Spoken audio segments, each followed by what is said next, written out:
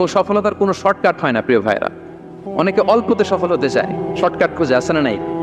না, সফলতার জন্য আপনাকে লং কাটে যেতে হবে। ওখানে কোনো লিফট থাকে না, সিঁড়ি বেয়ে উঠতে হয়। অনেকে চায় যে সফলতার লিফটে উঠবো, সুইচ চাপবো, সাকসেসফুল ইন লাইফ। না, এত সহজ না, আপনাকে সিঁড়ি বেয়ে উঠতে হবে। তাহলে পরিশ্রমের কোনো বিকল্প নেই। এই দুনিয়াটা হচ্ছে পরিশ্রমের জায়গা, সংগ্রামের জায়গা। আপনি সফল হতে হলে আপনাকে পরিশ্রম করতে হবে, করতেই হবে। আর পরিশ্রমে কোনো লজ্জা নেই। আমি বিভিন্ন আমার আলোচনায় বলি, কাজে লজ্জা নেই। কিসে লজ্জা নেই? আওয়াজ করে বলুন সবাই। কাজে লজ্জা নেই। লজ্জা হচ্ছে অলসতায়, লজ্জা হচ্ছে হাত পাতায়, লজ্জা হচ্ছে অকর্মণ্যতায়। কাজে লজ্জা আছে? লজ্জা কিসে বলেন সবাই? লজ্জা হচ্ছে অলসতায়, অকর্মণ্যতায়। যারা কাজ না করে ফুটানি মারে, ওইটাতে লজ্জা। অনেকে আছে ফুটানি মারে, আছে না নাই? কাজ করে না, সব ফুটানি। এই ফুটানিতে লজ্জা, কিন্তু পরিশ্রমে কোনো লজ্জা নেই। এজন্য আল্লাহ তাআলা বললেন, ইয়া আইয়ুহাল ইনসান ইন্নাকা কাদিহুন ইলা রাব্বিকা কাদহান ফামুলাকি। হে মানুষ, তোমার রবের কাছে পৌঁছা পর্যন্ত তোমাকে পরিশ্রম করতে হবে। হাড় ভাঙা পরিশ্রম করে আমার কাছে আসতে হবে, তবেই সফলতা মিলবে। অন্য আয়াতে আল্লাহ তাআলা বলছেন, লাকাদ খালাকনাল ইনসানা ফি কাবাদ। নিশ্চয়ই মানুষকে আমি কষ্ট এবং পরিশ্রম নির্ভর করে তৈরি করেছি। এই পৃথিবীতে টিকে থাকতে হলে তাকে পরিশ্রম করতে হয়, কষ্ট করতে হয়। এবং দুনিয়ার এই সাইকেলটা যদি দেখেন, দিন এবং রাতের যে সাইকেল, রাতকে আল্লাহ বানিয়েছেন ঘুমের জন্য, রেস্ট নেওয়ার জন্য, বিশ্রামের জন্য। আর দিনকে আল্লাহ বানিয়েছেন কর্মচঞ্চল করে, কাজের জন্য। দিনের মধ্যে কর্মস্পৃহা আছে। আল্লাহ তাআলা সূরা নাবাতে বলছেন, ওয়াজআলনান নাহারা মাআশা।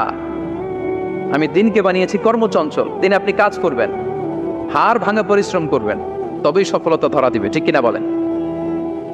তাহলে প্রথমে আমরা জানলাম এই পৃথিবীতে পরিশ্রম করতেই হবে, পরিশ্রমের কোনো বিকল্প নেই। সফল হতে চাইলে কি করতে হবে? আওয়াজ করে বলবেন, কি করতে হবে? এবং ইসলাম এই পরিশ্রমকে উৎসাহিত করে। পরিশ্রমের মাধ্যমে যে ইনকাম, এটাকে উৎসাহিত করে। বিষ্ণু ঈসা ইসলাম বলেন, মা আকালা আহাদুন তাআমান কাত্তু খায়রান আইয়াকুলা মিন আমালি ইয়াদাই। মানুষ পরিশ্রম করে, তার দুই হাত দিয়ে উপার্জন করে যে জীবিকা নির্বাহ করে, এর চেয়ে শ্রেষ্ঠ জীবিকা পৃথিবীতে আর নেই। আল্লাহু আকবার। আপনারা যারা কষ্ট করে ঘাম ঝরিয়ে উপার্জন করেন, এই পৃথিবীতে এর চেয়ে শ্রেষ্ঠ উপার্জন আর হতে পারে? পরিশ্রম করে ঘাম ঝরিয়ে আপনি যে রিজিক এর বন্দোবস্ত আপনার হয়, এই খাবারের চেয়ে শ্রেষ্ঠ খাবার পৃথিবীতে হতে পারে? এরপর বিষ্ণু ঈসা ইসলাম বললেন, ওয়া ইন্না নাবিয়াল্লাহি দাউদ আলাইহিস সালাম কানা ইয়াকুলু মিন আমালি ইয়াদি। আল্লাহর নবী দাউদ আলাইহিস সালাম তিনি নিজ হাতের উপার্জন থেকে খেতেন। সুবহানাল্লাহি বিহামদি। তিনি আর্মার বানাতেন, যুদ্ধাস্ত্র। তিনি বর্ম বানাতেন, নিজ হাতে বর্ম বানিয়ে, যুদ্ধাস্ত্র বানিয়ে বিক্রি করে সেটা দিয়ে জীবিকা নির্বাহ করতেন। আল্লাহু আকবার। তাহলে পরিশ্রমের কোনো বিকল্প নেই। শ্রমের মাধ্যমে যে উপার্জন, এটা শ্রেষ্ঠ উপার্জন। তাই শ্রমজীবী যারা আছেন, মনক্ষুণ্ণ হবেন না, মন ছোট করবেন না। You are the super hero, you are the super hero, you are the remittance fighter of our country.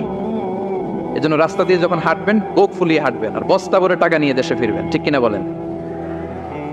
বুক ফুলিয়ে হাঁটতে হবে। এজন্য আমি আমার প্রিয় মাতৃভূমি বাংলাদেশের গভর্নমেন্টকে অনুরোধ করবো, আমাদের শ্রমজীবী ভাইদের যাতে সুবিধা হয়, এই ব্যবস্থা আপনাদের করতে হবে। বিনীত অনুরোধ রাখবো। শ্রম মন্ত্রণালয়ে যারা দায়িত্বে আছেন, স্পেশালি তাদেরকে রিকোয়েস্ট করবো, আমাদের শ্রমজীবী ভাইদের যেন কোনো কষ্ট না হয়। কারণ তাদের পাঠানো রেমিটেন্সে সচল থাকে আমার দেশের অর্থনীতির চাকা। তারা ভালো থাকলে ভালো থাকবে বাংলাদেশ। Very simple. ঠিক কিনা?